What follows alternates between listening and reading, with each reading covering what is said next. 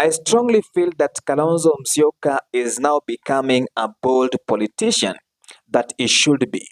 Today, he decided to lead Machakos residents in chanting Ruto must go, and I think he was making President William Samoei Arap Ruto's blood pressure to run high. Allow me to quote this information before we proceed, and I quote: while attending Governor Wavinya Ndeti's football tournament in Machakos, Kalonzo led the residents who had gathered at the stadium to watch the tournament in chanting the Ruto must go slogan. Behind Kalonzo, loud chants of the slogan could be heard in the whole stadium, with residents raising their hands in a sign of rejection while chanting the slogan.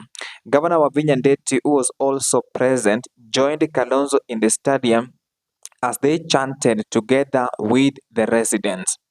The Wiper party leader maintained his stance against the Kenya Kwanza government, reiterating that the president must go home.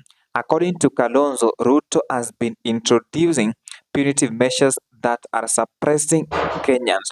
Kalonzo used the opportunity to lobby the youth to register for national identification cards and register as voters to vote out Ruto when the time comes. Kalonzo also took the opportunity to reiterate its rejection of President Ruto's latest drive to vaccinate 22 million cattle and 55 million sheep and goats in the country. End of quote. Please like the video to reach many people as possible, and in case it is your first time, support us by subscribing and turning on the notification bell. We are on a mission to 6,000 subscribers and we can't hit 6K without you subscribing. And if you are a returning subscriber, thank you so much for supporting this YouTube channel. Let us come back to politics. What do you think Stephen Kalonzo Musyoka, the Wiper Party leader, was trying to achieve by leading Machakos residents in chanting Ruto must go? And by the way, Ruto must go is now the order of the day. Many Kenyans have subscribed to the idea of Ruto must go. We saw it during the Gen Z protest. But I strongly feel that Kalonzo Musyoka was trying to achieve a political agenda with this Ruto must go chant that took place in Machakos County today. The first reason, Kalonzo Musyoka was trying to gauge the ground to understand whether his supporters are still with him. And the being, because I remember and I know that politics in Kenya is local.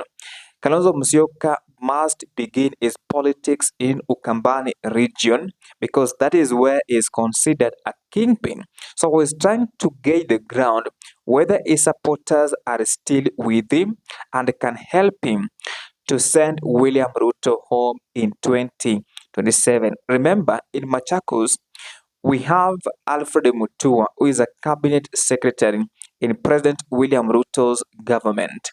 And he has been at the front line fighting Kalonzo Musyoka. And during Gachagwa's impeachment process, especially during public participation, he was at the front line of telling people of Machakos that this is why they are sending Rigathi Gachagua home because he is a man that even belittled the people of Ukambani. And remember, his party, where Mwengi Mutize is also coming from, he was the one who blessed Mwengi Mutuse to table that motion in the National Assembly.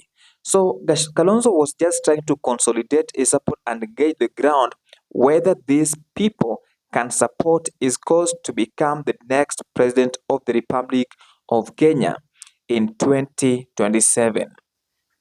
Number two, Stephen Kalonzo Musyoka was trying to showcase how Kenyans are angry with William Samoei Arap Ruto and how the ground is hostile to Kenya Kwanza government. And this simply means that in 2027, it will be difficult for the head of state to convince Kenyans to give him a second term because if in his first term he can't deliver, and Kenyans are indicating that they're going to vote against his administration because they don't want to go through whatever they are going through right now under his regime. Because Kalonzo has talked about um, President William Samoei Arap Ruto introducing punitive taxes that Kenyans cannot afford. So if you can clearly depict the picture, the bigger picture, because he led the chant of Ruto must go, and the residents were raising their hands to show a rejection to President William Samoei Arap Ruto's uh, government. That tells you he was trying to showcase how Kenyans are angry at this particular administration. Kalonzo Musyoka was also trying to prepare himself for a coalition that is going to form together with the like-minded people in his political circle as we speak. Rigathi Gachagua. Remember, if you're joining a coalition, and this is the worst blunder that Rigathi Gachagua and his allies made when they were joining President William Samoei Arap Ruto. They never had a political party.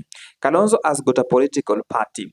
And this political party, despite the fact that it has got members of parliament across the country, but where it is dominant is Ukambani region. So before you join a political party, you must showcase that you have a support base. And therefore, chanting Ruto must go was just a clear indication to see how many supporters can support not Rigathi Gachagua, but Kalonzo Musyoka, so that it can be easy for him to join a coalition to make President William Samoei Arap Ruto a one-term president. And by the way, he is going to be a one-term president because the ground is becoming hostile. Then lastly, Kalonzo was just trying to show his people that he will be in the ballot in 2027 to send President William Samoei Arap Ruto home. And by the way, I don't think if Stephen Kalonzo Musyoka can support another candidate to become the President of the Republic of Kenya. He supported Mwai Kibaki. He supported Raila Odinga for three times. I think this is the right time for him to run for office because it has been over 20 years. The last time it was in the presidential race was in 2007. So I think this is the time that he must get to the ballot. Ladies and gentlemen, I promise at the end of my videos to carry out civic education. This is what you need to do. You need to register as a voter as soon as possible. And the beauty of being a registered voter is that you can participate in two elections. Number one, by elections. Two, general elections. Now, the second reason is that you have to demonetize politics as soon as possible.